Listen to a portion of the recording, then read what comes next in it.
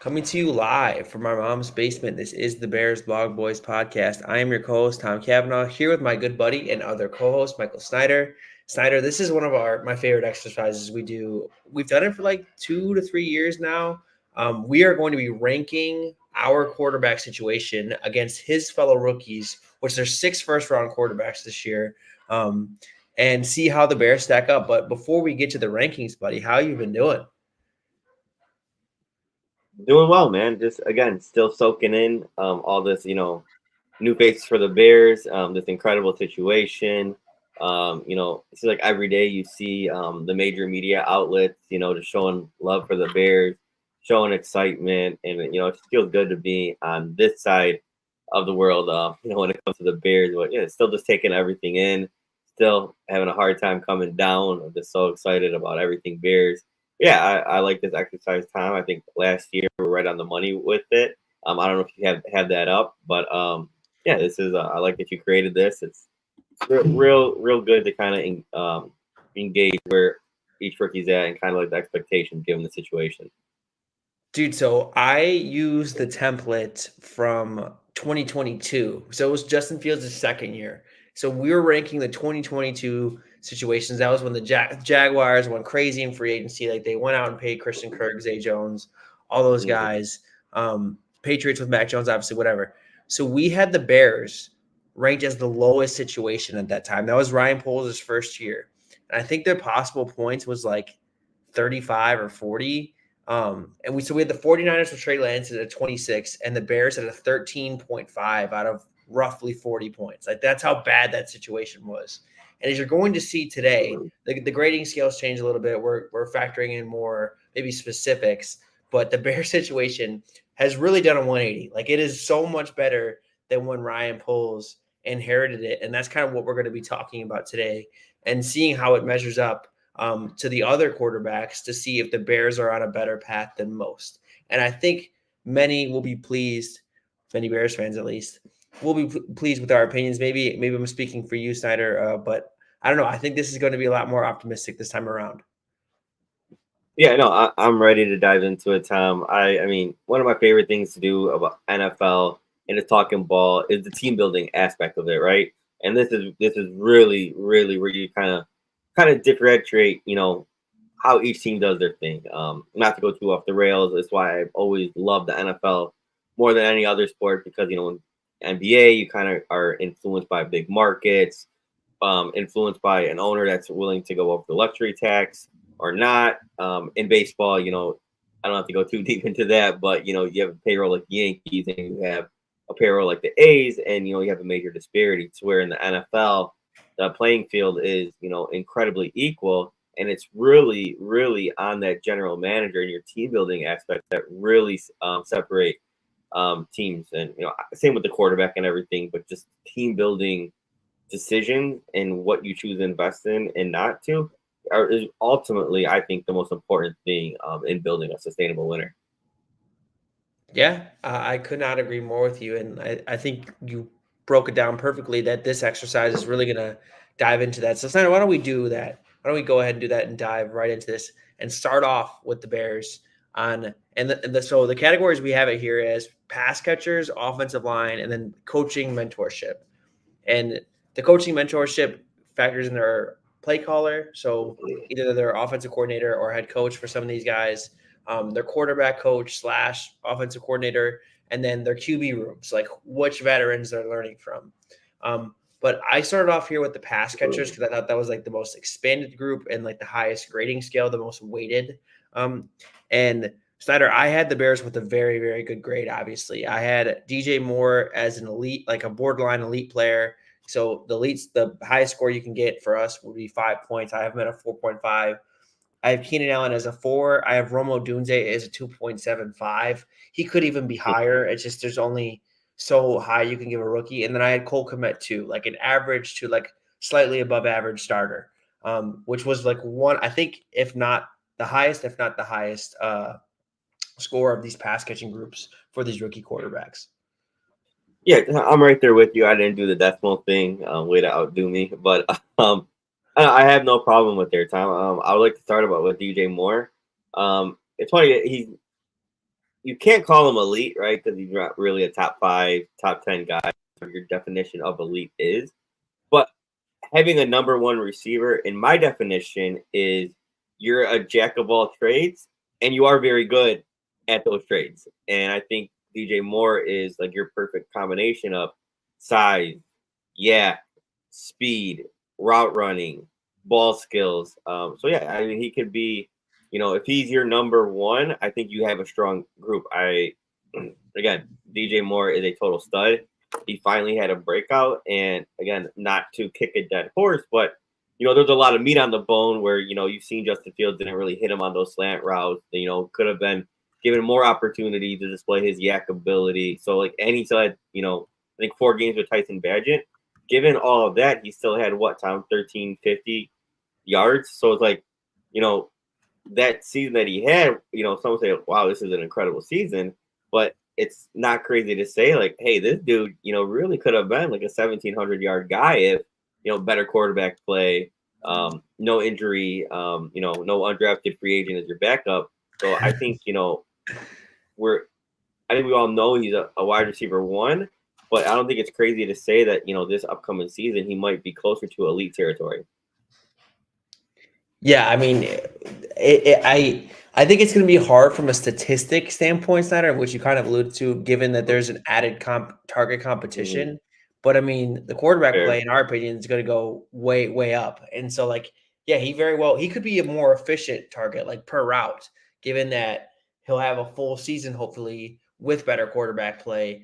And like you said, there's so much value a wide receiver 1 gives you beyond just like yards and catches, like the attention that wide receiver 1, like DJ Moore, like your teams roll their coverage to him as the X receiver. They're going to put a safety kind of closer to his side with the corner, obviously opening things up for Roma Dunze and Keenan Allen, which is why like his impact really is a lot more valuable than just the stats would indicate. And I think that also like what he does in terms of opening the run game up, like a lot, like dictating coverages in that regard.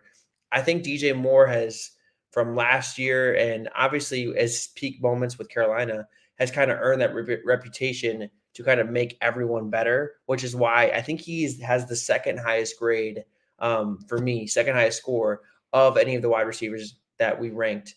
So Keenan Allen, okay, I know from like a talent perspective, he may not be as good as he once was, but like he's still really, really damn good, especially at like what I think that this Bears wide receiving core was missing. Like your third down, gotta have it, one-on-one man coverage type of receiver. Like I think that's so important to have for rookie quarterbacks, for young quarterbacks. And I'm not saying DJ Moore wasn't that guy because he clearly was last year. But I think like in terms of like an intermediate and short target, that's Keenan Allen's game. Like that's where he's going to shine. And I think that's so important. Like I just said, so important for Caleb Williams, which is why I gave him a 4. Like I'm really, really high on what he can be with Caleb Williams.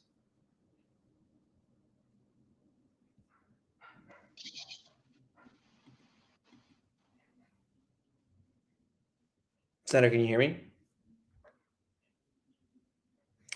I think we might have lost Snyder a little bit, but yeah. So I gave. Yes, sir. What's up, Tom? Can you hear me? Did you catch all that? Back like I never left, Tom. My bad. Kind of had some difficulties there. No, you're all good. So as I was explaining, I was like, I think obviously it's DJ Moore is an incredible number 1 wide receiver, but Keenan Allen, like I think is almost just as important as your like third down, gotta have it, move the chains guy. Like I think that's such an important feeling to have for a quarterback, knowing if I got one-on-one coverage and a must have it down. Not to say DJ Moore is not that guy, but I really think that's like what Keenan Allen specializes in. I think that's so important. I think that was really a big reason why the Bears went out when we're so aggressive for Keenan Allen. So I just think like this group is so well rounded, and it's the best part of this Bears situation by far. Yeah, I mean the thing is with Keenan Allen, like he's turning 32 if I'm not mistaken. But what did he have, Tom? 1,200 yards in 12 or 13 games. The thing is with Keenan Allen, and I always said this about Devontae Adams, that their game was always bound to age like fine wine because they've never been reliant on speed, athleticism. They'd always just been, just masters of their craft, just complete technicians. And, at the wide receiver position, again, that ages like fine wine. So, and again, he is basically our wide receiver 2, that slot dude, that, incredible releases off the line of scrimmage, incredible route running, and he has the ball skills. So I think you're going to get, a lot of people get scared away, 31, 32, but I don't know. I think you're gonna get way more than what you paid for. Yeah, Senator, I'm looking at his route tree on perception, and here's some things I love. Those in breakers. He had a 73.9% on dig routes. He had an 87.3% success rate on slants. Those quick hitting routes, you just trust your guys are going to be open. He is that guy. Another thing I love, against press coverage, he was in the 74th percentile with a success rate of 74.3%. Like that. And again, I'm not saying DJ Moore or Rome Odunze cannot do this either. I actually think both of them can do this very well. I'm just saying, I think Keenan Allen is so reliable in those situations that it's just a luxury. It's not even a luxury. It's a necessity to have a quarterback that can throw it to a guy that leads him to trust in the offense. I just love this group. And Snyder, I couldn't give Odunze like a 3 or anything past that because we kind of have like a cutoff between like a prospect. Again, he was a top 10 pick, one of the most productive receivers we've seen at the college level. I think he's going to be an absolute stud. So I gave him about the highest grade I possibly could have to make, again, this wide receiving core one of the best in the NFL. Well, yeah, I mean, I think everyone could agree on paper, it has the potential to be, the best wide receiving trio across the league, right? And then all the data behind it would tell you, with a better quarterback, with a better offensive coordinator, that, and given the way these guys win, that it should work. They're all man beaters. They all have good, ball skills. They all are, really good, crisp, fluid route runners. So it's not like, like there's some other wide receiver corps, Tom, like, and I'm not meaning to jump ahead, but kind of with the Falcons, right? Where, Drake London, what he's good at, right? Contested catches, yards after the catch. He's not a great athlete. You have Darnell Mooney, he's just really just your deep threat. And you have Rondell Moore, that gadget, awesome dude after the catch, right? And you could convince yourself like, hey, this is a really dynamic trio here, right? Or you could kind of be a little bit of good at almost all things there, and and that's where you kind of go circle back to the Bears there. So again, I think that's why you come back to it, and even though it's just on paper, you could really feel convicted in why the odds are in this favor for this trio to work. I totally agree. Snyder, did you have any other trios? There's only one team I think that's even close to them, which we will get to. But was this your highest grading pass catching group? Oh yeah, definitely, by far. Okay. Yeah. Okay. Why don't we move on to the offensive line? I think this is where things start to get a little shakier. So our grades aren't. It doesn't go up to 5. It only goes up to 4. And so I had Braxton Jones with a 2, which is like an average starter. I had Tevin Jenkins with a 3, which is a good starter. I had Coleman Shelton at a 2, average starter. I had Nate Davis as a 1.5, a below average starter. And then Darnell Wright with a 2.5, which could have been higher. I could have given Darnell Wright a higher grade. I think he was the most encouraging of many of the rookie offensive tackles. I just think you still need to see a little bit more development. I have full confidence that's going to happen. I was very high on Darnell Wright coming out. I think this is one of the bigger question marks for this team, Snyder. The offensive line, we don't think it was as much of a disaster as Justin Fields made it look at times. But at the same time, I just wonder how good this group can be at pass protection. There's still a lot of projection that comes with this group. Yeah, then that's the thing, Tom. You could really talk yourself into it on the upside and convince yourself that it could be a really good unit. But at the end of the day, I mean, Braxton Jones, he is what he is. I don't see much more growth or upside with him. Again, if you have a quarterback that's getting rid of the ball faster, and you have an offensive coordinator that's creating more plays that are designed to get rid of the ball faster, yeah, the offensive line is going to be improved from the year prior. But again, and I know you could say this about a lot of offensive tackles in the league, when Braxton Jones is going up the upper echelon of edge defenders, he's going to get outmatched just from a power standpoint. So, and again, not a knock on Braxton Jones because, in my opinion, average is valuable, right? He's exceeded expectations from where he was drafted, and average offensive tackles get paid a bag every year. They get paid $20+ million per year. So you convince yourself like, hey, he's a pretty damn good player, but pump the brakes a little bit and understand that there's a ceiling there for him, and I believe that he's already reached it. But again, if you scheme around it, getting rid of the ball quick, you could do much worse than Braxton Jones. I don't think it'll ever be disastrous with him for an entire season. It just, again, going back to the upper echelon dudes that on top of a rookie quarterback that's adjusting to the NFL speed. And in most Lincoln Riley quarterbacks, it takes a little bit of time for that. Granted, the Bears probably are the best situation a rookie quarterback has ever entered. One of the Lincoln Riley quarterbacks have ever entered. But again, you might be really frustrated with Braxton Jones on those big time matchups there.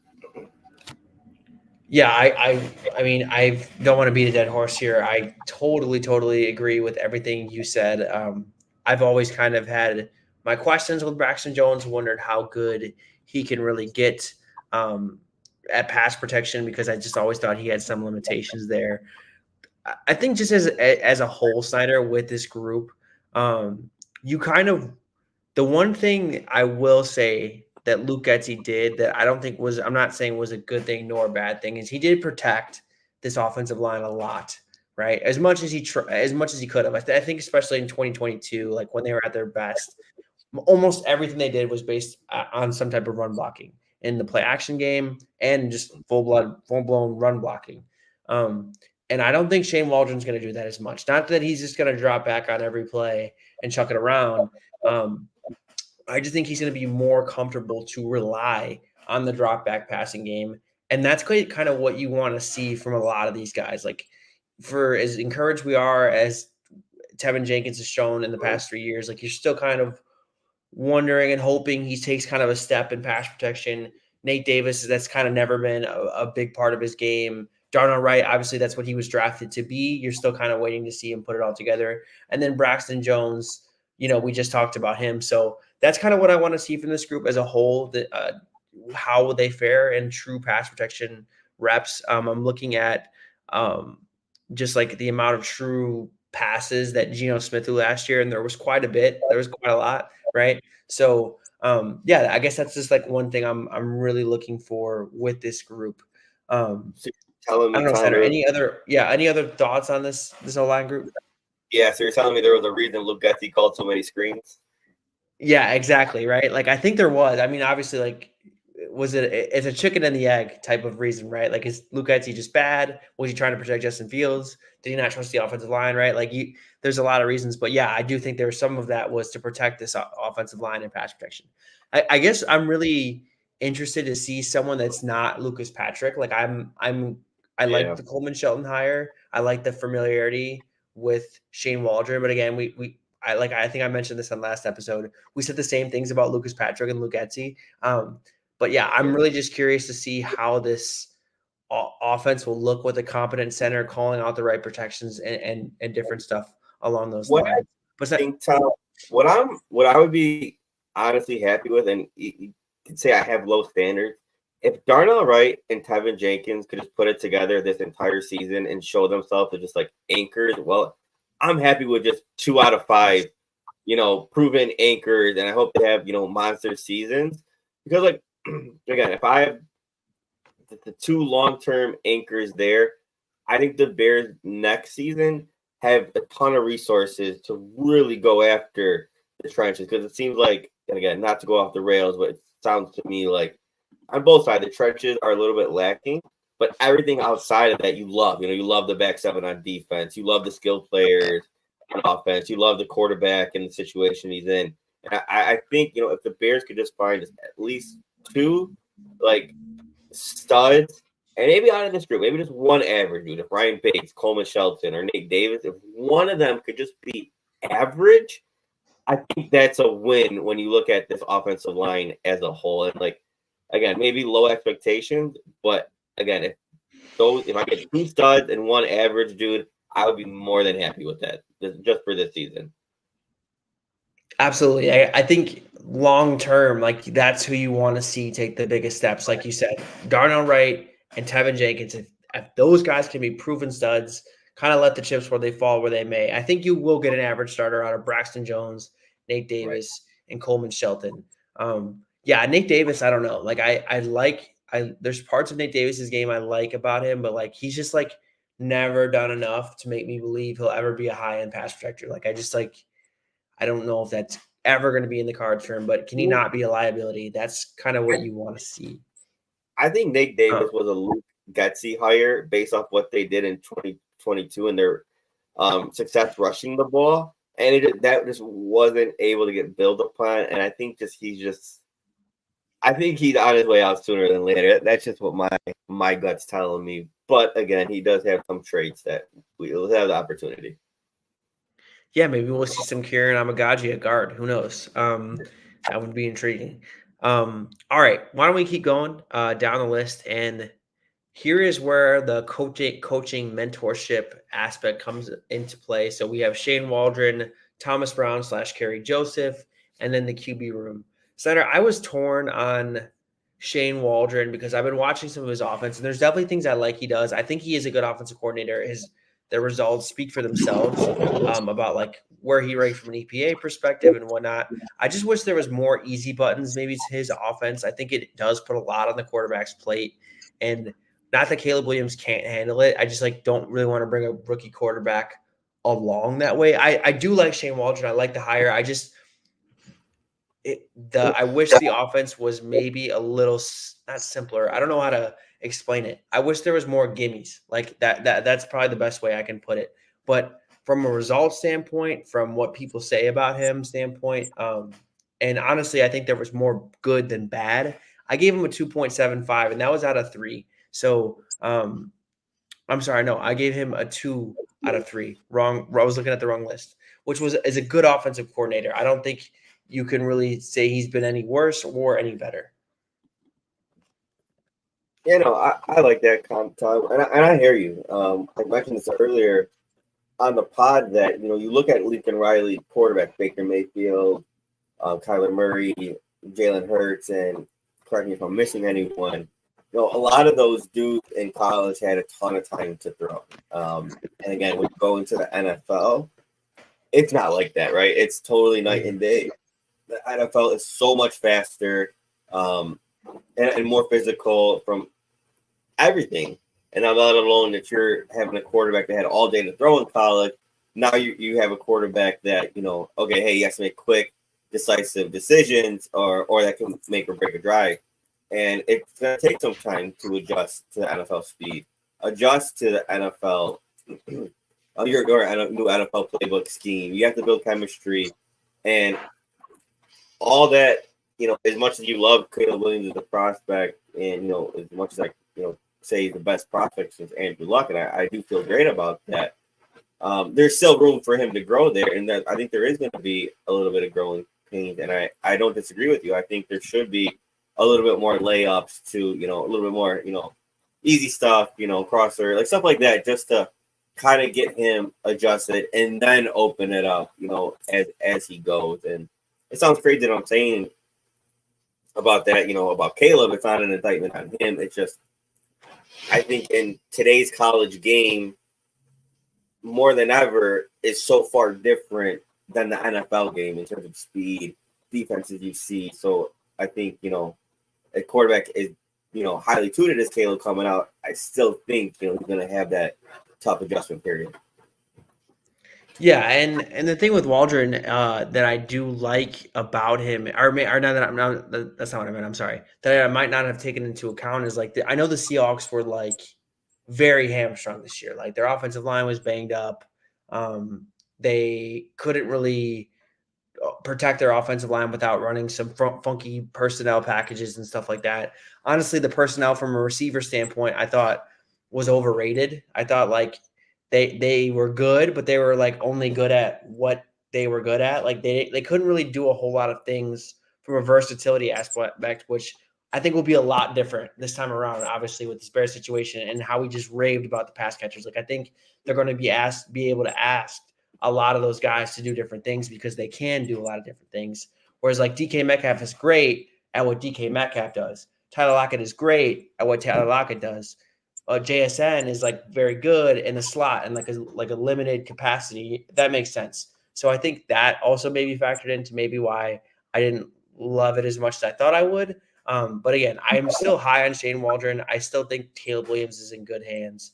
The next guy, Thomas Brown and Kerry Joseph, is who I'm really high on. And I'm glad that they are part of this coaching staff. I'm glad that they have other ideas to bring to this offensive coaching staff. Thomas Brown was being talked about as the next future head coach. And I think he kind of got a bad rap in Carolina. He got screwed over. That coaching staff was not familiar with each other.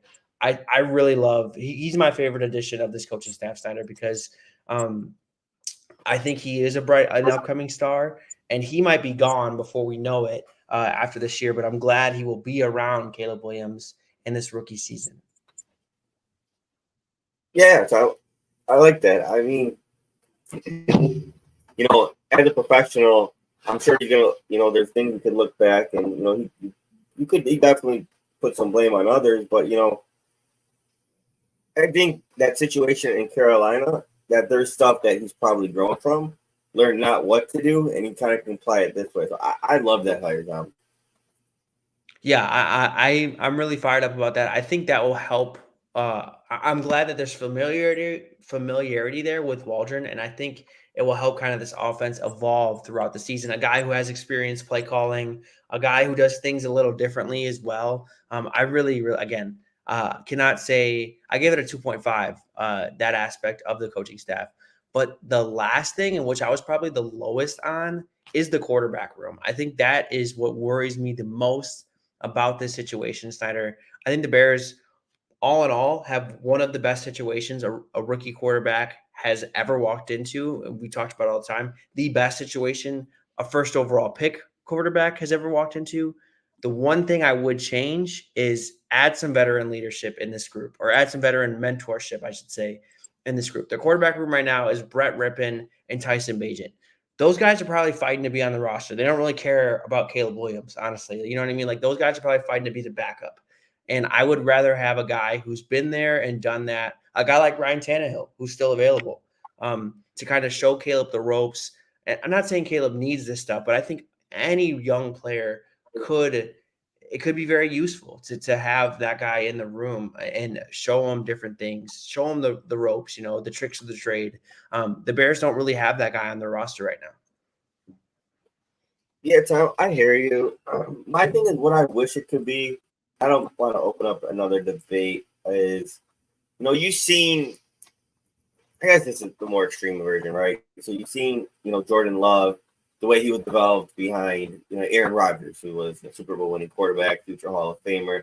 He got to see from Aaron Rodgers and from an organizational standpoint how it was done the right way. Same thing with Patrick Mahomes and Alex Smith, and I think the Falcons kind of have this similar situation with Kirk Cousins and Michael Penix. So I understand your reasoning.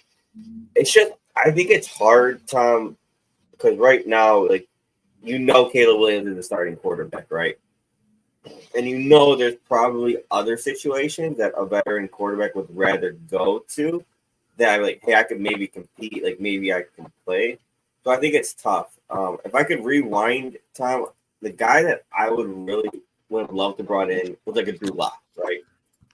You've seen him have some, solid games with the Seahawks. You've seen him, that he knows the Shane Waldron system, and what 3 or 4 years in the league, that he knows how to be a pro. And I think that Drew Lock, if he accepts that role, he has a career of 15 plus years in the league, and I think that's the route that I definitely would have went. I don't love I think bringing in like a Tannehill or a guy of that nature is kind of similar to bringing in like a Andy Dalton with Justin Fields. Both learning the playbook. But I think, again, I would have loved to go like a Drew Lock route there. But I don't know. What do you think, Tom? Yeah, I mean, I would have loved to do that at the time, no doubt about it. But I think with the options that are out there now, I still don't mind going the Ryan Tannehill route because I think Ryan Tannehill at this point of his career, I mean, no one's banging down the door to sign him as their starter, and I think. I mean, the Bears have the cap space. They have what, over 22 millions. Like they could make him a really highly paid backup, which like is a good thing. Like you should invest in backup quarterbacks. I still think Ryan Tannehill can play. But let alone, I think the more important part is him showing him the tricks of the trade. Like that's what we're bringing you in for. Kind of tutor Caleb Williams. I know the dynamics a little different because he won't be sitting behind a Ryan Tannehill, but Ryan Tannehill just did this with Will Levis, right? Like he was just for that back half of the season doing those things. And I love that Ryan Tannehill has gone through so much in his career, right? Like he was in Miami and then they trade him for basically nothing. And then he ends up winning the job and basically revitalizing his career. Like I think he could be a very, very good ad, not just from having a good backup, but having another good voice in Caleb Williams' ear. And that's mainly what I'm hinting at here. I don't think that there is a good voice in that quarterback room in Caleb Williams' ear because these guys are worried about their own NFL careers. Like those guys are like borderline, we hope we make the roster type of guys. You know what I mean? Yeah, very fair. No, you make up some great points there, Tom. And yeah, I'm with you now. I hear what you're saying. All right, we got to start speeding through this because we spent a lot of time on the Bears, but that was intentional. We were going to spend a lot of time on the Bears. Senator, I will say right now, my total score for them was a 29.25, which is a very, very high score. Why don't we keep rolling through this? So, Snyder, we don't have to go through each players, but outside of Terry McLaurin for the Commanders, this is the next team we're on. I struggled to find salvation here. Like, I get Jahan Dotson has a hype train. I get he was a first-round pick. I was never a big Jahan Dotson guy. I still think there's, again, projection there. I had him as a 2. Okay, I was even a little bit higher, right? I had him as a 2. Luke McCaffrey, I had a 1.5, and then Ben Sinnott / Zach Ertz, I had a 2. Again, I really like Terry McLaurin. I struggle to see the game change, especially in this offense that requires their wide receivers to be good. I'd be very, very worried if Jahan Dotson doesn't pan out. Yeah, nothing to argue there, Tom. Like they have a group that I guess you could call it intriguing. Yes, but they have to develop, Tom, and I think it's tough. I don't want this to be a Jayden Daniels evaluation thing, but again, this is just not enough for me to feel good about Jayden Daniels' year one production. I don't mean to say this, Tom, but I think out of the top 3 quarterbacks, I just have to say that I think Jayden Daniels has the biggest bust potential. And given this wide receiver room, given this offensive line, given we're going to talk about the offensive line. Yeah, that's what I'm scared of. About the play callers, Tom, I think there's a lot stacked against Jayden Daniels, who, in my opinion, it wasn't worth the number 2 overall pick. Already has things, shaky about him that he has to develop in his own, lane. And now he's worried about, all but one of his pass catchers and really maybe all but 1 or 2 offensive linemen as well. The offensive line side is really what scares me because I think that's where we saw Jayden Daniels take the biggest leap last year. Like, not to say that, Malik Neighbors, Brian Thomas obviously help a lot, but their offensive line was able to protect him. He was able to have more time to throw, more time to go through his reads and really make that jump as a passer. And in the NFL, where the game gets faster, and like you just said, his skill position group is not as good. The offensive line ain't as good either, right? Cornelius Lucas is like a career swing tackle. Bears fans should be familiar with. He was a Bear. Is their starting left tackle. Nick Allegretti, a swing interior offensive lineman for the Chiefs for all these years. Tyler Biadasz, who's like a better run blocker than pass blocker. Sam Cosmi's a good player. He's an improving, ascending player. That's like the one guy I think you feel encouraged about. And then Andrew Wiley, again, another swing guy for the Chiefs for so long. And they love these swing tackles who were former Chiefs. That's a really, really scary group for me, Steiner, because I think if any of those guys were like your weakest link, you're okay. But they're all make up your starting lineup, which I think is a scary, scary place to be. Now, Tom, could you explain to me why all those wide receivers, other than McLaurin, and this offensive line group scares you even more because what you know about Cliff Kingsbury, the offensive mind, and how you feel about him? So the wide receivers scare me the most, more so than this offensive. I think the offensive line scares me in the QB run game. Like if they try to run Jaden Daniels, okay, like how successful are we going to be doing that with this offensive line? From a passing standpoint, the air raid at least tries to get the ball out of your hands quickly, which could help Jaden Daniels. I don't think he's bad at that per se. But you also, the receivers are asked to do like the same things over and over and over again. Like each receiver runs only a handful of routes and they line up in like the same places. You don't believe me? Look at the Cardinals look at Cliff Kingsbury's offense over his span with the Cardinals and look at DeAndre Hopkins. He literally lined up in one place the entire time. They asked them to do the same exact things. Okay, that's okay if you have great receivers that can just dominate doing the same things, right? Who's doing that outside of Terry McLaurin? Which I like Terry McLaurin too, but like I don't even think he's on DeAndre Hopkins level, like at DeAndre Hopkins level's prime. So I think the simplicity of this offense really, really scares me. I don't think it ever like hides players' weaknesses, which we have just gone through. There's a lot of weaknesses with this group. So it makes me really, really, really nervous for Jaden Daniels. Yeah, I have nothing to argue there, Tom. This is one of the least desirable situations for honestly, one of the least desirable quarterbacks out of all of these dudes, in my opinion. I was not a Jaden Daniels fan, but again, I'll save that conversation for a different time. I do not like the QB situation at all. The last thing I'll say on a positive note, if there are any Commanders people out there that ever listens to us, I like the Brian Johnson. Even though I did not like Brian Johnson as an offensive coordinator, I think he tried to do too much of what the Eagles did last year, but he made it too simple. Whatever that case may be, he wasn't a great play caller. I do like that he was with Jalen Hurts when Jalen Hurts was improving throughout his time there. He was Jalen Hurts' quarterback coach. He was directly in Jalen Hurts' ear. I like that fit with Jaden Daniels. And then I love the quarterback room. I love bringing in Marcus Mariota, a guy who was similarly – I mean, you could have compared Jaden Daniels to Marcus Mariota. I love that fit with him. And I think they have one of the better, like, quote unquote, quarterback mentorship rooms of this supporting cast. I guess that's the one silver lining of this group, Steiner. Fair, Tom. You want to go next to the Patriots? I do. You're the big pass catcher guy here, Steiner. Okay, I like some of these guys, but I really struggle to see any like – okay, you like some of the swings they took, like Pop Douglas and Jalen Polk, Javon Baker. Like you like all those guys, but like in terms of proven talent, I mean, this is one of the worst groups I think I've on this list. Tom, I hate this situation.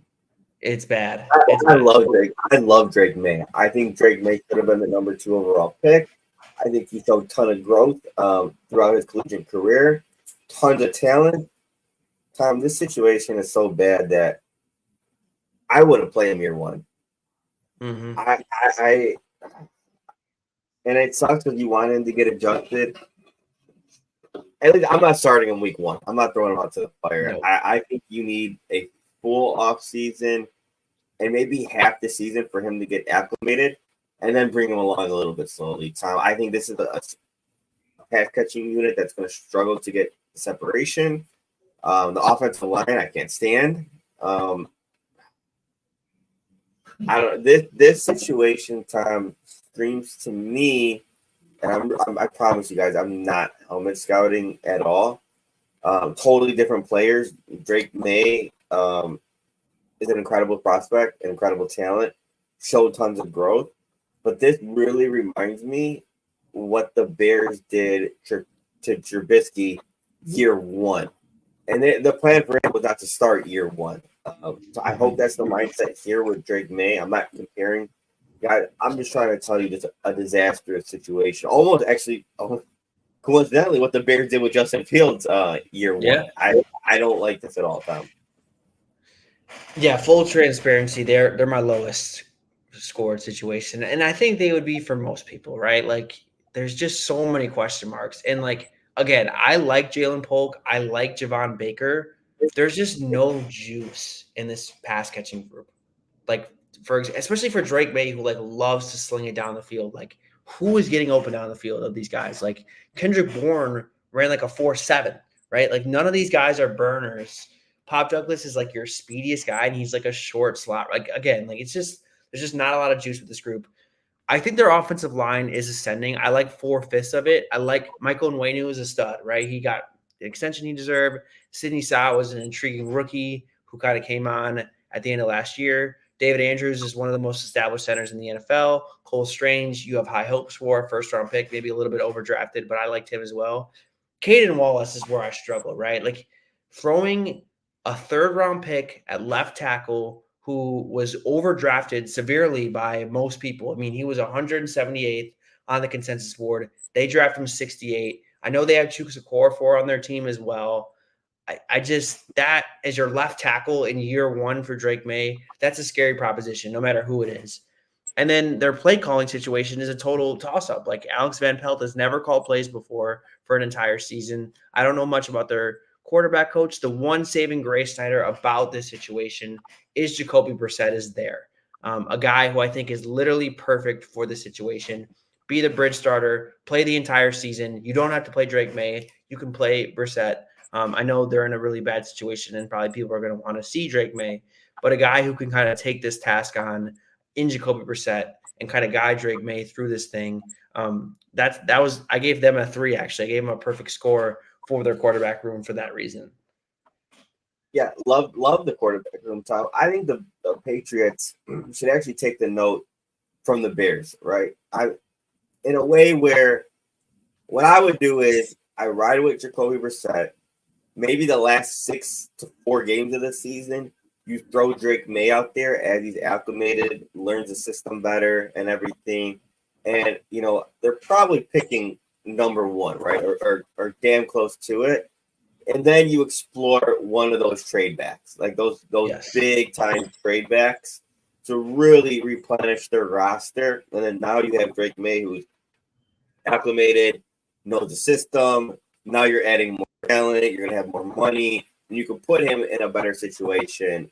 That's just the way how I would handle business if I'm the Patriots. I know a lot of people probably disagree, like, hey, Drake May's a stud. Like, what if you CJ Stroud and he elevates that unit? I just think it's really, really different. I think they're far away on the offensive line, skill position wise, to hope and dream that he could be, CJ Stroud. I just don't see that. I do not see that either. I mean, this might be one of the worst receiving cores in the NFL, if not the worst. Like it's not good. All right, let's transition to the Falcons, a team no one had any idea would even be in this conversation. But Snyder, it's a pretty damn good situation. I mean, the one thing I struggle with it is Michael Penix is old, right? Like, I don't think there's a lot of value of having him sit, especially, at least I don't think there should be, right? Like, I think a guy like him should be able to get on the field sooner than later for as much football as he played. Like, you usually want these situations for the Jordan Loves of the world, like, who just like haven't played a lot of football, and you can kind of develop a raw passer, which I don't really think that is Michael Penix.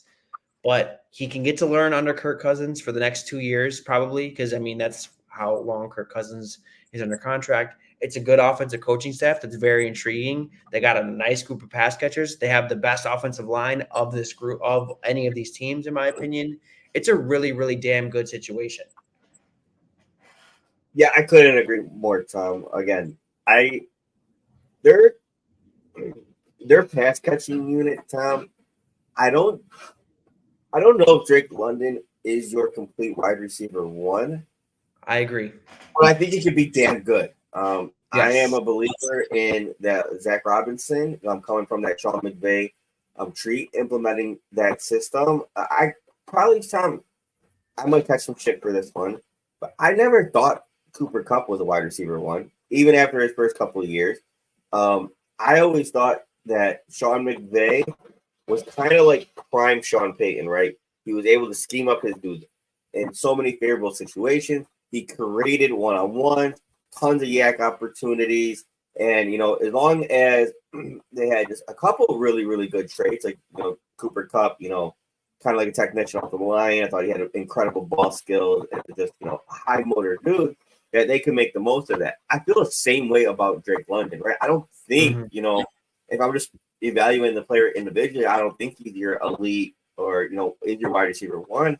But I do think he can have wide receiver one production, similar Tom to like what you've seen with Michael Thomas, right? In his Yes. heyday, I don't think he was really a number one jack of all trades, but he produced like a wide receiver one because of the situation. Darnell Mooney, I think he's going to be that deep threat. I think he's going to be better than what you've seen. I think you're going to see Darnell Mooney get back to his rookie year type of production, where he's going to be that dude.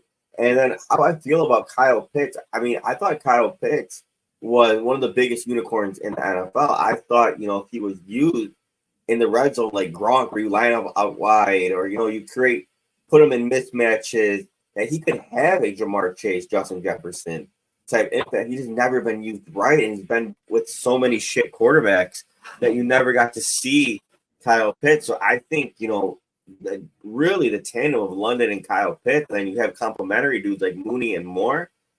Add that with a quarterback that throws for 4,000 yards, year in and year out, you're going to have a productive group. And then you see Michael Penix learning behind that. Tom, and these dudes are young. Drake London, I think, is turning 22. Kyle Pitts, I think, is turning 24. So these dudes are, if I'm not mistaken, the same age or younger than Michael Penix. Like these dudes are all going to grow together and be there, and you hope that the same thing, for their play caller, they keep implementing that offense, Tom. Yeah, I didn't even mention the offensive line, which is an incredibly strong unit.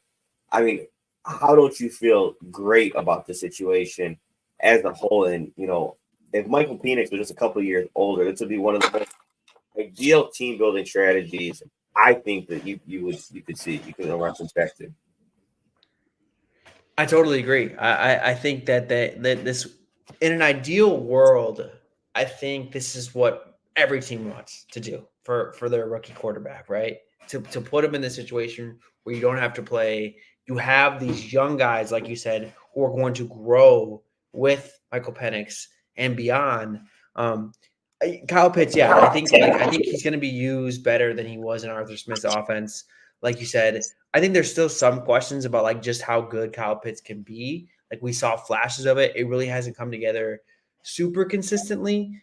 So maybe that's something that Zach Robinson can unlock. And we didn't really take into account Bijan Robinson here either, which again, he's going to be a major part of this offense as well. Yeah, I think. Oh, I'm I sorry. thought you're slick leaving out running backs in this. I just noticed that, Tom. You ain't slick, man. I should have. I actually should have included it. The more I thought about it, I was like, should I include the running game? I just wanted to condense this pot a little bit. We're gonna keep speeding through these, but yeah, Zach Robinson's my guy. Obviously, TJ Yates, very highly. We know TJ Yates, right? Like he used to play, and then I think the quarterback room is really, really strong in Atlanta. So overall, a very, very good situation. Snyder, the next is our NFC North foe. That is the Vikings. So I have Justin Jefferson as the highest graded receiver, obviously, of this group. Jordan Addison, a very, very good receiver as well. Brandon Powell is kind of just a replacement level player, third or fourth option. And then TJ Hawkinson is one of the best tight ends in the NFL. So very, very solid group of pass catchers. The offensive line strong. The play caller strong. I think the quarterback room is strong with Sam Darnold, kind of like Jacoby Brissett, kind of just like a good voice to have in JJ McCarthy's ear. Overall, Steiner, this was a pretty hard group to top in this list of rankings. No, this is an ideal landing spot for a rookie quarterback, right? I mean, it really doesn't get most rookie quarterbacks don't enter a situation this good, and now the Vikings get the luxury of having the quarterback on a rookie deal. The thing was, Kirk Cousins was behind a similar roster, but he's making a ton of money. Now they get that rookie deal, continue to build up on what's already an ideal situation. I think the Vikings did a tremendous job surrounding the rookie quarterback. I have a hard time seeing this team struggle next year. I mean, Tom, they were competitive with Josh Dobbs, Nick Mullins a little bit, and I thought Kevin O'Connell, he never would have got the Coach of the Year award, but I think you could have made a very strong damn case for him and what he was able to do with those dudes. And I think there's no secret that JJ McCarthy is more talented than any of those dudes combined. So again, I think this roster is again a very, very intriguing situation that I wouldn't look past if I'm the Bears. As great as I feel about our roster that's on paper, I mean, the flexibility and the talent that this team has is, pretty scary. It is indeed. I think the areas of concern with this group is their interior offensive line is not very good. It might be the worst, honestly, behind the Commanders, in my opinion. I mean, Jake Brendel, Garrett Bradbury, Evan Ingram, like you're still waiting for. I mean, Garrett Bradbury, Jake Brendel, they are what they are, but Ed Ingram. I'm sorry. You're hoping LSU that guy. he can, LSU guy. You're hoping he can take the next step, but that's a pretty suspect group. I would say the tackles are good there. And then, Snyder, the one thing with JJ McCarthy specifically, he's coming from an offense where he was steering the ship, right? Like he wasn't really leading this like high volume pass offense when that's literally what the Vikings have been under Kevin O'Connell, a high volume pass offense. So they're going to be asking him if he ever plays at all this season, which he might not. Sam Darnold might hold it down. I doubt it. We know what Sam Darnold is, but if he does play at all this season, they're probably going to be asking him to do more than he's ever done in college, which again is a very, very interesting scenario that's going to play out before our eyes. Yeah, but I agree with you, Tom. But in my opinion, I feel like we've learned a lot from Kevin O'Connell and how great he is as a coach. I trust him, and it's like you kind of allude to this, last year with Jordan Love, right? You've seen the wide receiver talent. You were unsure about the quarterback talent. But I think a lot of Bears fans, I'm not trying to toot my own horn, I didn't overlook Matt LaFleur. And Yes. I think he made a world of difference than a majority of the other coaches would have made with that quarterback, with that wide receiver group, with, you losing your star left tackle. And I feel like Kevin O'Connell is closer to LaFleur than any other of these coaches that we mentioned. He's the best play caller. Besides one, in my opinion, he is one of the best play callers of this group. And the next group is who I had edge out as the best play caller. I know he's been getting a lot of slack. I gotta keep it, I guess. I don't think that the next guy, which is Sean Payton, I think is the best play caller of this group. I think he's kind of been hampered by a situation. I'm still going to go with history there, who's been one of the best play callers. But Kevin O'Connell's right there. But Snyder, why don't we move on to the Broncos? Because their situation is very fascinating to me, even though it's not maybe a great one. I think they're just kind of like average across the board everywhere besides Sean Payton. Like I think Sean Payton is still one of the best play callers in the NFL. I think Russell Wilson hurt his offense from a passing game efficiency perspective, and they weren't really able to do a whole lot in the run game because their passing offense was so predictable. The thing is, I don't know if they have any game changers in the passing game. Courtland Sutton's a solid piece. Troy Franklin's an intriguing rookie. Tim Patrick, Marvin Mims, don't really do much for me. And Greg Dulci's just kind of like a glory boy guy where he, everyone thinks he's going to be the next coming and he always gets hurt or hasn't really done much. And then offensive line, I think, is just kind of solid. They have their weak links. They could improve at center. They could improve at right tackle. But yeah, nothing great. Garrett Bowles solid. Quinn Marinez is a very, very ascending player. And then Sean Payton is kind of the mastermind behind all these things. So I don't think it's a terrible situation for Bo Nix, but it's not a great one. Yeah, I'm kind of like stuck in the middle with this one. I think I get your point where you're saying with Russell Wilson and held the ball too long, didn't really attack the middle of the field, and kind of held Sean Payton back, which is weird because you look at the box score numbers, and I don't know, need QBR, I forget what stat it is, that Russell Wilson actually played pretty efficiently. If you really dive into the film, you know what was left on the table there. And at the quick game, middle of the field, kind of the same situation that Bears fans would rip their house in field, right? That Russell Wilson kind of did the same thing. You always mentioned, Tom, it's crazy how two of them are now teammates with the Steelers there. I mean, that's a totally different conversation there. But, Tom, I mean, the situation is intriguing. I think Bo Nix did a lot of things well at the college level that should mesh well with Sean Payton. And maybe you can get, you can unlock or at least take you a little bit back to what Sean Payton was. That was that, so many former players say he was just the greatest at scheming guys open and putting them in situations to display what they're good at. So again, intriguing unit, but in my opinion, Tom, I think there's a ceiling set with a lot of these skilled guys. There's not high upside to me. I could not agree more with you. I think it's like enough to learn about Bo Nix. Like, I don't think it's gonna like hold him back per se. I mean, there's probably aspects of it, like you said, like the upside of it, but like you're not getting into the playoffs either, right? Like, there's enough here, I think, to learn from. Kind of like where the Bears were last year, right? Like, nothing was. DJ Moore was obviously great. Other than that, nothing overly great. I feel kind of the same here with this group. Yeah, I mean, again, it's kind of it's whatever. I will say though, I really like Sean Payton even though I didn't necessarily agree with him. I liked what he was looking at in terms of evaluating quarterbacks. Like, he used a lot of higher level analytics. He said like guys who get sacked in college get sacked a lot in the NFL.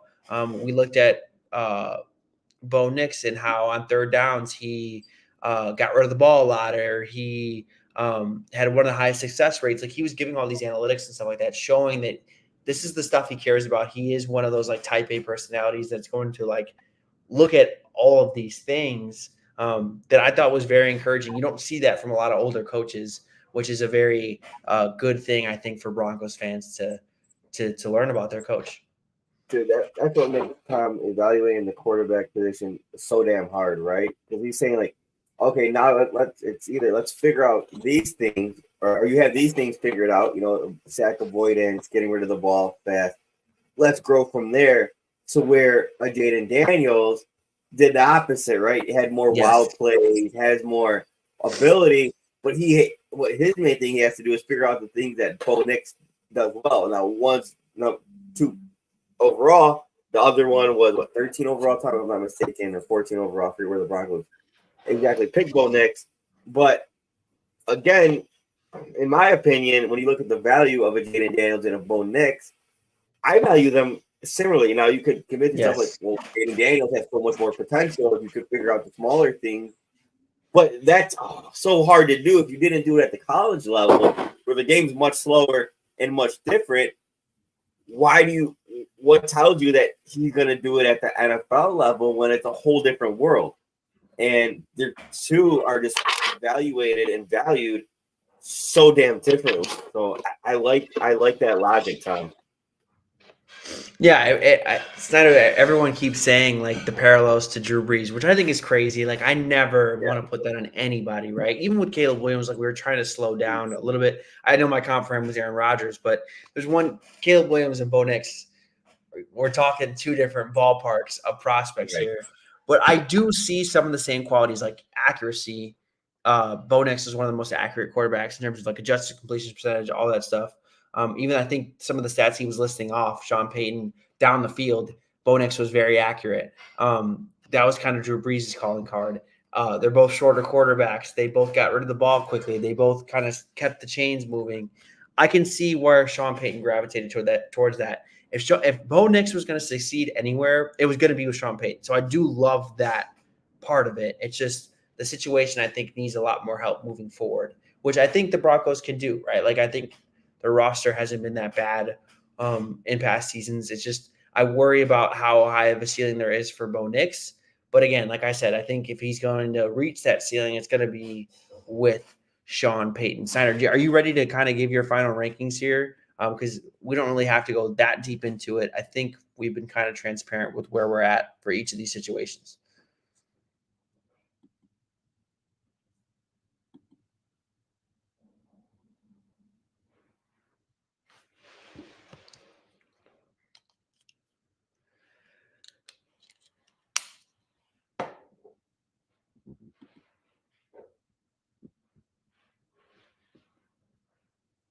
I might have lost. Snyder.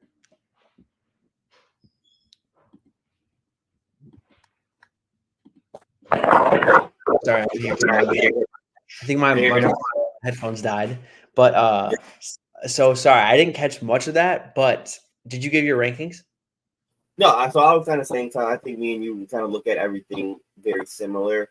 I think I had the Falcons by 1 point over the Vikings. The Falcons 1 point over the Vikings, and then after that it was the Bears, and then I had the Broncos, then the Commanders, and then the Patriots. I had it the same way. Besides, I had the Vikings as the number one because I just thought the two bookend tackles really sold it for me. And then the play caller, coaching, quarterback room, and then the skill position players, right? Like they have Justin Jefferson, Jordan Addison. Maybe I ranked Jordan Addison a little too high. I struggle with him because I do think he's very talented, but like again, he's kind of only a second-year player. And then TJ Hawkinson, relative to tight ends, like I think he's one of the best.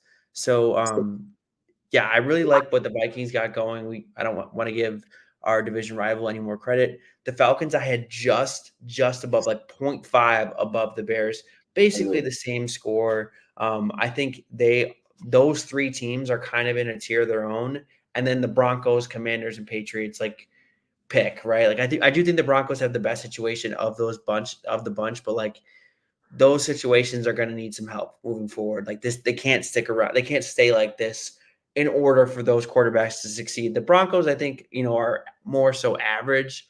Whereas I'd be worried if I was Jaden Daniels or Drake May for the Commanders and Patriots. Yeah, Tom, I totally agree with you there. All right. Well, I think that's going to be it for us, Center, unless there's anything else you want to add before we get out of here.